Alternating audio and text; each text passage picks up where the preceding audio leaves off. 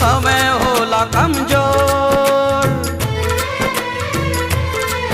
जब समय होला कमजोर तो हर कोई साथ छोड़ देला।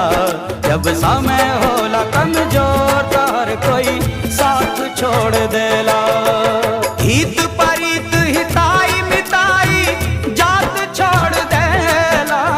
हित परित हिताई मिताई जात छोड़ देला। जब समय होला कमजोर, जब समय होला कमजोर तो हर कोई साथ छोड़ देला। जब समय होला कमजोर तो हर कोई साथ छोड़ देला।